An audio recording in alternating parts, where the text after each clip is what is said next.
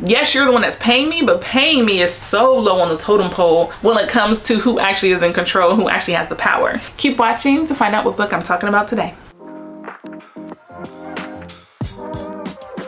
Hey y'all, it's Denanyoh, and today we are talking about the book Wanted, Toddler's Personal Assistant. The author of the book is Stephanie Kaiser. So the genre of the book is nonfiction. The theme of the book is memoir. I've wanted to read this book. I saw it in one of the literary journals and I was like, wow, captivating title. Can't wait to read it. So excited. So let me read the tagline. How nannying for the 1% taught me about the myths of equality, motherhood, and upward mobility in America. The book was fascinating. I love the title, Wanted, Toddler's Personal Assistant, because that was the truth. And even on this cover, there's a story where Stephanie is taking care of one of the younger siblings, and so the older one is having a play date, and then the doorman comes upstairs and he's just like, do you know that these kids are throwing things off the balcony? Throwing the rattle, you're throwing the teddy bear, you're throwing the bottle. Stephanie is nannying for the 1%. The 1% are the upper echelon in the United States. These are your billionaires. These are the people that have $300 and $500 million. And pick you up in like a town car who takes you to the helipad so that you can take the helicopter over to the yacht. Not even we're buying all of our groceries at Erewhon. You actually might not quite know what's in the fridge because what you keep in your fridge is beverages and bottled water, and there's also a chef's kitchen and that actually has the food.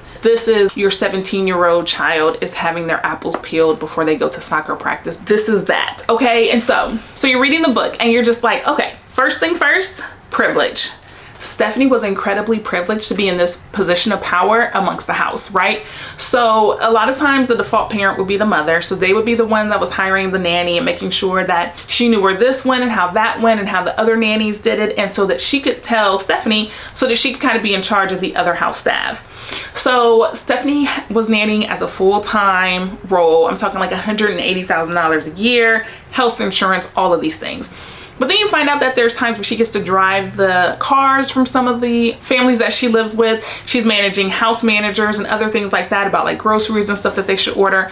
Also, Stephanie would come over and like get a kid ready, take them to school, sometimes caring for younger children during the day, all of that, picking up the kids and taking care of them after school. But she's not preparing snacks and stuff. They would have a house manager and a chef who'd be doing all of that. She's definitely the caretaker of these children, right? Because top 1%, they can afford to have multiple staff in their house, okay? So Stephanie starts to talk about class and how even in her role, there were a lot of privileges that she was giving with the kids that other people weren't given, right? She would take them to the playground and then she's like, oh, I've never seen you before. No, I'm always here, but you don't look at me because I'm the brown nanny or I'm the black woman nanny. And it's like, oh. So then we talk about the privilege that Stephanie had in that she became an athlete, which allowed her to go to a private high school, and then she eventually goes to college on scholarship for playing sports. And so she gets to meet people, and this is when she got her first experience with these people who are living these greater lives. You know, when you're getting a Porsche for your 16th birthday, or maybe you don't learn how to drive because you've always had a driver. And so Stephanie got to learn that, and that was when she noticed that she wanted a different life, which was very, very different from where she came from, okay? There was a lot of financial instability. Stephanie talks about how her grandmother would give her money for things. So she was aware that there was a monetary divide. She knew she wasn't rich. She knew she had food insecurity and her fridge was not always stocked. Stephanie was definitely raised in a conservative Republican family where they're just like, the rich are terrible, the rich are the ones that are hurting us, the rich are absolutely awful. And somebody gives her a book and they're like, you should read this book. And that was when she starts to decide, do I think that rich people are terrible, or was I always told that rich people are terrible? Do I think that America is an amazing place, or have people always told me that America is an amazing place? And her specific example is with healthcare. Friend, and they had to rush her to the hospital, and she would not have gotten that kind of healthcare treatment in the United States that she got when they were in England. And then she started reading things and learning on her own, and she was like, oh, universal healthcare could be beneficial, right? So she had to even challenge the things that she believed that she grew up with. I mean, when you grow up with things, you just expect them to be true. You expect it to be real life. And then later on, as you're an adult, you have to determine, is that real, or was it real for them and they taught it to me, and so that's what I thought was real, but it's not. But then she ends up in this place where she's like, why is your refrigerator full of bottled water and seltzer? Oh, because you don't keep food here. That's in the chef's kitchen, which you never even look at. You only see the prepared plate of snacks. You're not even recognizing that someone's peeling these carrots in the back room or whatever. And so the dichotomy of the two worlds, the way that she was raised to where she was, fascinating, right? Absolutely fascinating.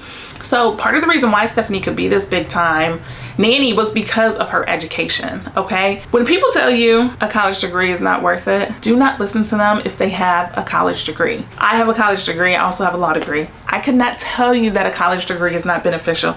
I have definitely benefited from it. Stephanie was in rooms, in places because of her degree. She was able to function and network in these rooms because of her degree. Not so much because of the degree as much as because of the people she was around as a result of the degree, the people that she was rubbing elbows with, right?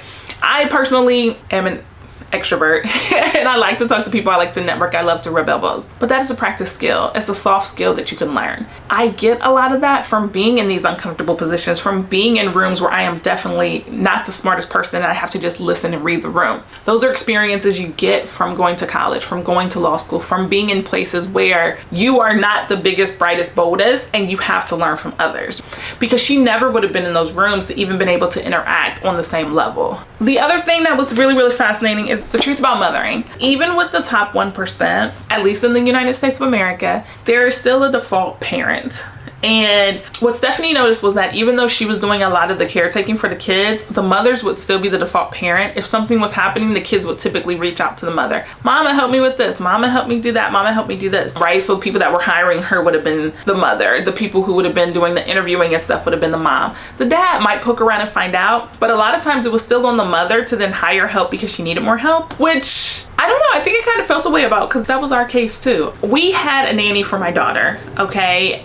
We had this sweet lady. She was a retired school teacher when we lived in Kentucky. I had never considered having a nanny. I definitely thought it was like a frou-frou, la-la type thing that you only saw for rich people on TV, right? That's not true. We were about 9 months into the pandemic. I had stopped working and I was like desperate for adult interaction and to read books and to get back to like who I was after having the baby. My husband is from Ghana, and when he grew up, it was a common thing to have a family member, like a extended family member, second, third cousin, come and live into the house and take care of you, drive you to school, those kind of things, right? And also because of the pandemic, there weren't really daycares we could sign her up for. There weren't other things that we were ready or comfortable doing. This was our first time having a kid. Whole thing. It was amazing. It was amazing. We are not in the top 1%. The difference, I think, is we kind of used her in like a 3 to 4 hour type babysitting type thing. Stephanie would come over and she would be there for like 12 hours a day. So it was fascinating. She's like, you move up these ranks, you get millions and millions of dollars, sometimes billions of dollars, and it still is the same old kind of, the woman does the caretaking, the woman is providing for the kids, the woman is finding out what they need and what they don't need. Stephanie mentions in the book where she's like, I don't want kids. Partially because of the way that she watched her mother, and especially how her mom was so attached to her father. She kept trying to have more and more children from him to keep him attached. But she also was like, I've been raising somebody else's kids for years. Like, I raised one family's kids and another. It's a lot of work. Why would I want to do that for myself? I don't really see the appeal of it, right? So there was one experience which I think is interesting, and it speaks to the myths of equality part. Stephanie starts working with a family that has a newborn, and so they bring in a night nurse. And so Stephanie is like, yep, I'm working here. These are the rules. Oh wow, they're hiring someone. Is my role threatened, or what's gonna happen? This lady comes in here. That won't work for me. I need this. That bed is not gonna work for me. Call me when you get my things that are on my list of requirements. Okay, bye. And Stephanie's like, I didn't know you could talk to them like that. And the nanny says like, they need me. I don't need them. They need me so that they can sleep at night so that I can have their kid. If I don't have the proper bedding so that I can sleep well to be able to take care of their kid, no, I know who's the boss here. And so we don't see too many of Stephanie's nannying roles after that. But I imagine that she took that with her and she started to like walk in that confidence of, no, I'm gonna be the one that knows what your kid wants to eat. I'm gonna be the one to know what to do when your kid gets upset or frustrated. I am the one that's actually in power here. Yes, you're the one that's paying me, but paying me is so low on the totem pole when it comes to who actually is in control, who actually has the power. Not to say that the parent's role is not important, but like, I'm doing the nitty gritty during the day stuff. That's worth something here. That's worth something. And especially with the top 1%. the money is nothing. The money is nothing, right? And so raising a child is so much more than having a baby.